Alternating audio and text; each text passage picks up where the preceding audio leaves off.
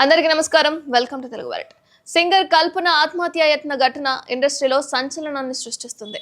ఇక ఆత్మహత్య యత్నం చేసిన సింగర్ కల్పనకు హాస్పిటల్లో చికిత్స కొనసాగిస్తున్నారు. ఆమె స్పృహలోకి వచ్చారని, ఆరోగ్యం నిలకడగానే ఉందని, ప్రాణాపాయం లేదని వైద్యులు తెలిపారు. ఇక ప్రస్తుతం క్రిటికల్ కేర్ యూనిట్ లో వెంటిలేటర్ పై ఉంచి చికిత్స అందిస్తున్నారు. కల్పన భర్త ప్రసాద్ చెన్నైలో ఉండడంతో నిజాంపేట్లోని ఇంట్లో ఒంటరిగా ఉంటున్నారు కల్పన. ఆత్మహత్య ఘటన నేపథ్యంలో కల్పన భర్త ప్రసాద్ ను కూడా పోలీసులు విచారిస్తున్నారు. Hyderabad Nizampet road Vertex Privilege villas లో ఉంటున్న కల్పన స్లీపింగ్ టాబ్లెట్స్ ఎక్కువ సంఖ్యలో మింగి ఆత్మహత్య యత్నం చేసుకుందట. 2 రోజులైనా సరే ఇంటి తలుపులు తీయకపోవడంతో స్థానికులకు అనుమానం వచ్చింది.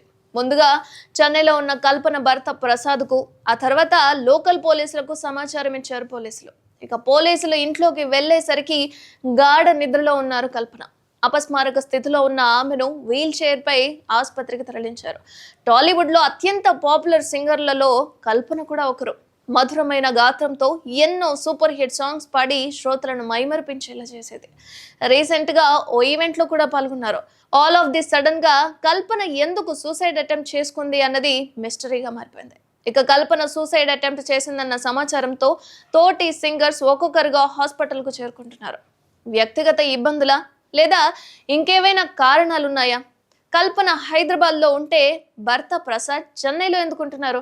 2 రోజులుగా అసలు కల్పనకు భర్త ప్రసాద్ ఫోన్ ఎందుకు చేయలేదు? స్థానికులు సమాచారం ఇచ్చేదాకా భర్తకు ఈ విషయం తెలియకుండా ఉంటుందా? ఇలా ఎన్నో ప్రశ్నలకు సమాధానం తెలియాల్సి ఉంది. ప్రస్తుతం ప్రసాద్ ను పోలీసులు విచారిస్తున్నారు. దీనిపై ఇంకా వివరణ రావాల్సి ఉంది.